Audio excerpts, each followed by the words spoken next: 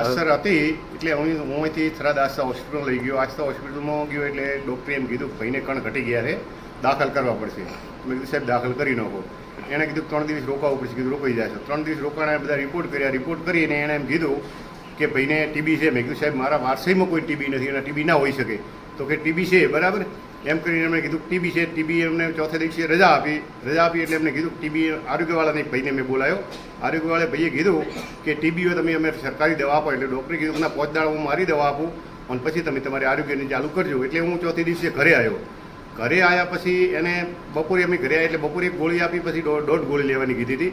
બીજી દિવસે સવારમાં એક ગોળી આલી, બપોરે 1.5 ગોળી આલી અને સાંજે ગોળી આલી. ઓતેટોની અંદર 2 કોણા પડી ગયા આઈડોઝને કારણે, ગોળીને કારણે.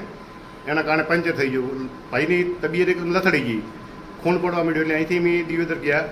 દિયોદર રિયાબામાં 3-4 કલાક સારવાર કરી. ડૉક્ટરે કીધું ગંભીર પરિસ્થિતિ છે એટલે ભાઈને તમારે પાટણા આઈસીયુમાં લઈ જવું પડશે. અમે ત્યાંથી પાટણા આઈસીયુમાં લઈ ગયા. ત્યાં પછી દીપકભાઈ ડૉક્ટર છે એમને પાસે લઈ ગયા. એમને કીધું ભાઈને લોહી આમ ઘટી ગયું છે, બીપી બિલકુલ છે નહીં, હું સારવાર ચાલુ કરું, બાકી જવાબદારી કોઈ રાખું નહીં. પછી એમણે વિપુલભાઈ યાજ્ઞિકને બોલાવ્યા. વિપુલભાઈ યાજ્ઞિકને દીપકભાઈએ 2 જણે દવા ચાલુ કરી. દવા ચાલુ કરીને જે બ્લડના બાટલા ચડાવવાના બ્લડના બાટલા ચડાવ્યા અને 18 કલાક પછી એમને ઓપરેશન કર્યું. ઓતેટોમાં 2 કોણા પડી ગયા હતા.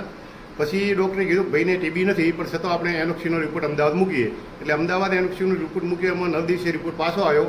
એમાં સાબિત એવું થયું ભાઈને ટાઇફોઇડ તાવને કારણે ટોકી પડેલી છે, બાકી ભાઈને ટીબી બીબી નથી. પણ આ જે કોણા પડ્યા એ હાઈ ડોઝ દવાને કારણે ભાઈને કોણા પડી ગયા છે, બરાબર. એના કારણે હું આઈસીયુમાં 10 દિવસ રહ્યો ને આઈસીયુ પછી વિપુલભાઈને 4 દિવસ રહ્યો અને પછી વિપુલભાઈએ અત્યારે મને રજા આપી અને 3 મહિના પછી ફરીવાર ભાઈને ઓપરેશન કરવાનું છે. આસ્થાવાળા ડૉક્ટરે તમે મળવા ગયા એટલે શું કીધું તેમણે?